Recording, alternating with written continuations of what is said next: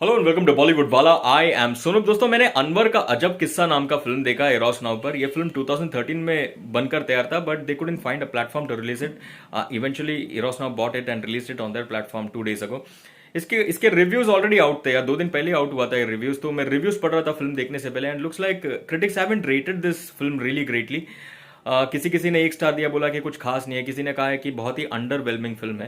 दोस्तों, मैंने फिल्म देखा है अभी, and I will tell you exactly how this film is. अगर आप mass masala, entertainment and excitement का तड़का एक्सपेक्ट करके जाओगे तो you will be greatly disappointed. बिल्कुल कुछ भी नहीं मिलेगा आपको। कोई entertainment, edge of the seat, gripping, thrilling movements नहीं मिलेगा। तो वो एक्सपेक्टेशन लेकर अगर जाओगे तो you will be thoroughly dissatisfied.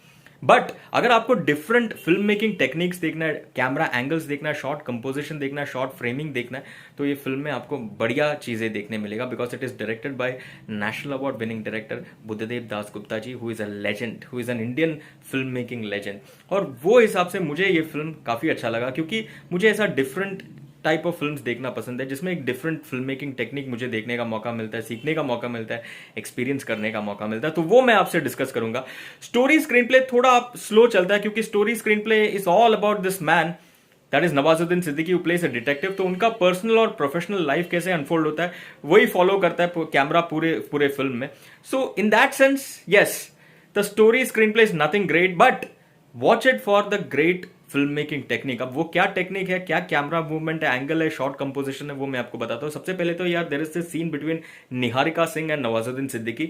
Nawazuddin Siddiqui is meeting Niharika after a long time, and he asks Niharika, who is now married to someone else.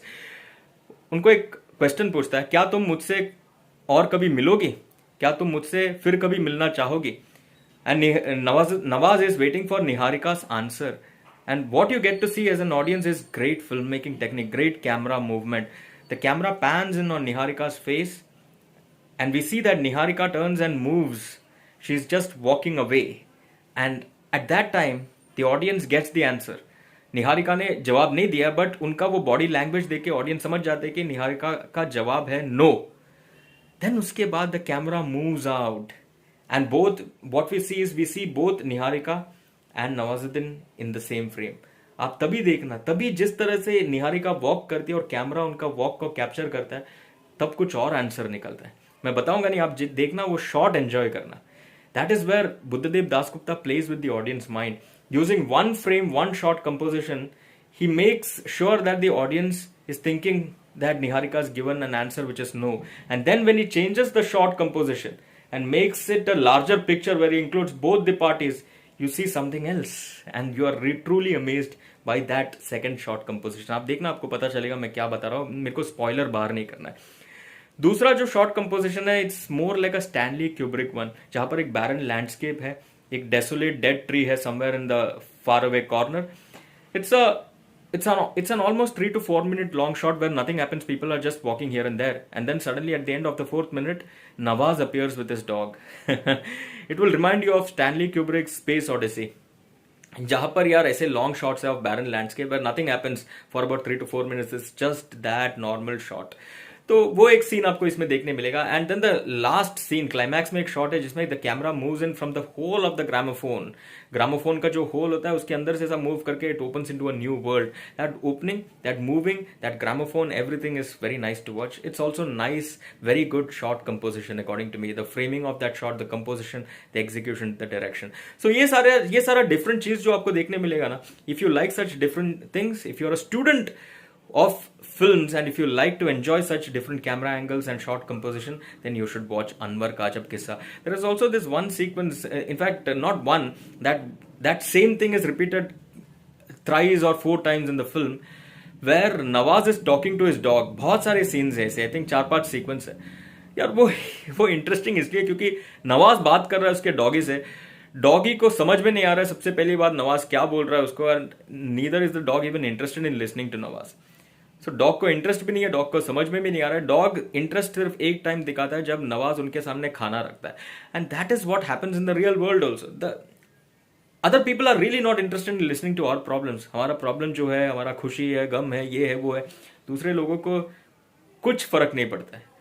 They are not even interested because they are busy with their own lives. They will only take interest when you present them with money or with food or other items which are of their benefit, of their advantage, to their advantage.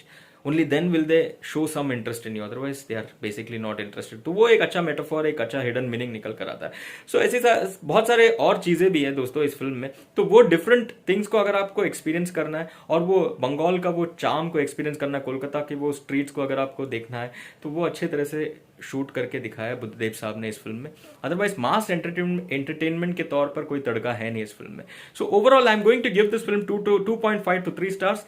I will say this once again, don't watch this film for mass entertainment because there is nothing in it, but watch this for that nice filmmaking techniques that Buddhadev sir has displayed through this cinema called Anwar का अजब किस्सा। Eros now पर है, अगर आप लोग देखोगे तो मुझे बताना आपको ये सिनेमा, ये फिल्म कैसे लगा। For the moment it is time for me to say, oh before I से टाटा, एक्टिंग के बारे में तो मैं बोलना ही भूल गया।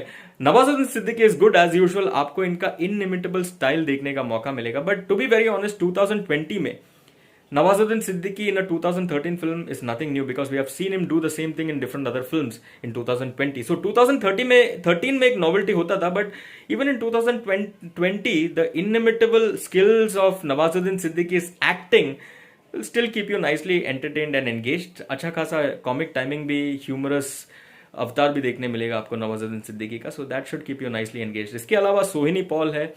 There is this other girl called Amrita Chattopadhyay who was really nice. उनका beautiful face, उनका smile और उनका वो dialogue delivery, although बड़ा रोल नहीं है, it really impressed me a lot. Sohini Paul was also nice. Pankaj Tripathi भी है, ज़्यादा बड़ा रोल नहीं है तो कुछ खास लगा नहीं उनका। बट अदरवाइज नवाजुद्दीन सिद्दीकी का फिल्म है ये, 95% पूरे फिल्म में सिर्फ और सिर्फ नवाज है और अच्छा काम किया उन्होंने। So if you watch this film let me know आपको ये फिल्म कैसे लगा। For the moment it's time for me to say Tata.